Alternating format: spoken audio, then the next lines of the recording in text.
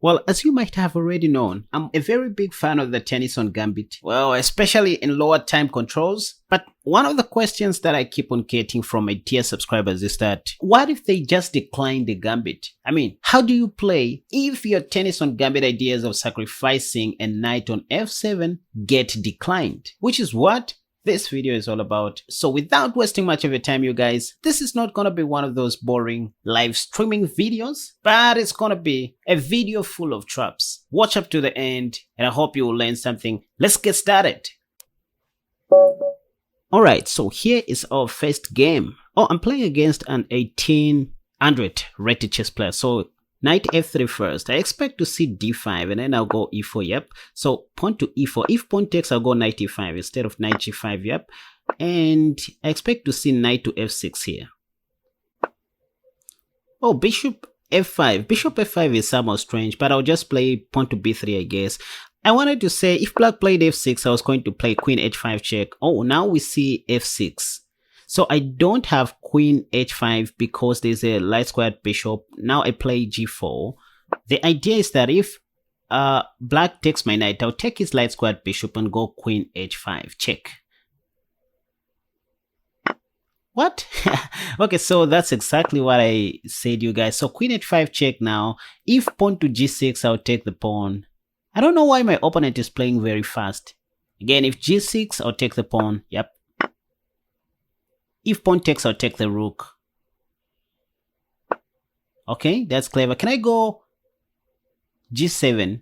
Pawn to g7 or now he has knight to f6. How about just taking on h7 with my queen? Oh, wait a second. I can sacrifice on h7 with my queen. That'll be a temporal sacrifice. I think that's the way to go, yeah. Now I'm just attacking the rook right there. If rook takes, I'll take back with my pawn and threaten to take the knight first or just promote to another queen on h8. So black has to be very careful here. I mean, this is already losing for black, I guess. So I pre-moved that.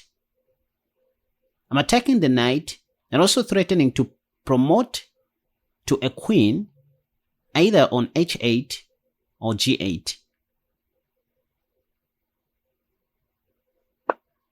Okay, knight c6. That's a blunder, you guys, because the knight was just a free piece now. Queen d8 protecting the bishop. I think that doesn't help because I have bishop. I think, yeah, bishop h3 controlling the whole of this highlighted diagonal here.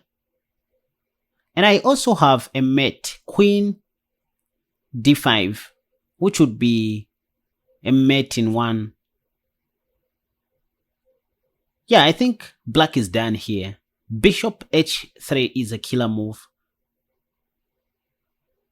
Yeah, if black plays any of these highlighted moves in red, I'm just gonna play queen d4. I mean queen d5 check. Even if they play knight b4 or knight d4, I'm just gonna play queen d5. And that'll be a mate in one. Maybe they should consider playing pawn to d6, but then I'll still take the pawn with my light squared bishop. Okay, so knight d4 calls for queen d5 and the king can never escape from Sobibo. Alright, so black just resigned, but they should have resigned a long time ago anyways. Let me just show you what I was expecting to see or what I intended to play. So knight to f3 and d5, e4, pawn takes, knight e5. I was expecting to see knight to f6 here, after which I was going to play b3, allowing black to fork my knight and rook on a1 with queen d4, but I had all sorts of tricks and traps in my mind, which I'm going to show you in my next video, which I intend to release tomorrow on 8th of February 2023. So anyways, let's move on to another game and see what another player is going to, play against the tennis on Gambit. Hopefully they will respond with pawn to d5 on the first move. Alright, so here we are back. I'm playing against a 2200 rated player this time. So knight to f3. Right, so So pawn to f5.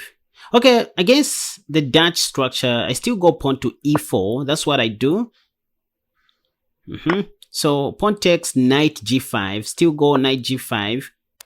Let's see what black is going to do there. Okay, pawn to e5, paving way for his queen. So pawn to d3, defending my knight.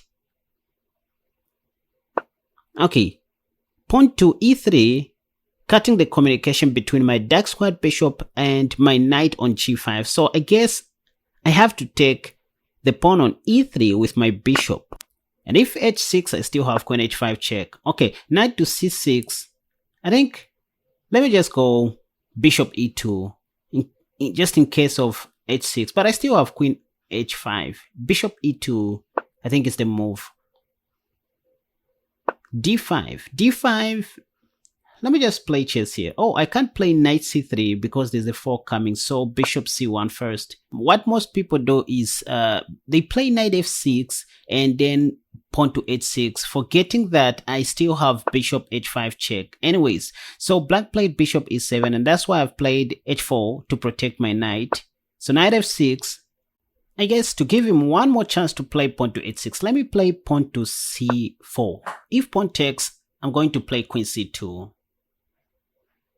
Okay, so there we see h6 appearing because they're expecting me to retreat my knight, but I have bishop h5 check. If knight takes my bishop, I'm going to take with my queen. That would be another check. Let me pre-move that. And the whole idea is just to plant my knight on f7, forking black's queen on d8 and the rook on h8. So that's another check. Oh, king d7. I guess I have to play c takes d5 before planting my knight on f7, or before giving black a check with queen g4 check. I don't know. So black played knight d4 because my pawn on d5 was attacking his knight, but I still have knight f7 and win the pawn on e5. I'll go queen g4 check. I mean, I have so many ideas in my mind. I don't even know what the best move for black is in this position. Maybe knight c2 check, but I still have king d1. Okay, queen e8. Can I take the pawn? Oh! Queen g4 leads to checkmate, right? Yep, I think queen g4 is checkmate in one. What's wrong with my eyeballs? I mean, how come I didn't see that at first sight? Why am I so bad at chess? Anyways, this is a beautiful mate. My knight is doing a great job of controlling the d8 and the d6 square. If knight blocks the check, I'm just gonna take it, and that'll be checkmate. Anyways, let's move on to another game and see what my next opponent is going to respond with against the tennis on Gambit. Don't go away. Alright, so here we have another game. Again, knight to f3. I mean, as usual, this is the Zucat opening, by the way. It's not yet the tennis on Gambit. Okay, so here we see knight to f6. What I like doing after seeing knight to f6 is play pawn to d3, because they still go pawn to d5, yes. And this is when I play pawn to e4, provoking black to take my e4 pawn so that I can go knight g5, yes. So this is working as planned. If pawn takes, I'll take with my light squared bishop. If h6, okay, there we see e5. I think let me play knight c3 here. I wanted to say if h6, I was going to play knight to h3. And here I'm expecting to see bishop b4, pinning my knight to my king. I mean, that's what people play. I'm used to these kinds of moves. I mean, in the tennis on Gambit.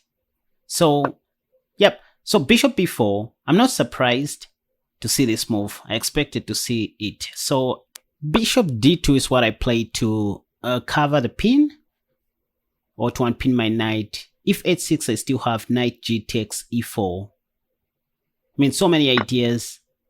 So pawn takes, I take with my light squared bishop.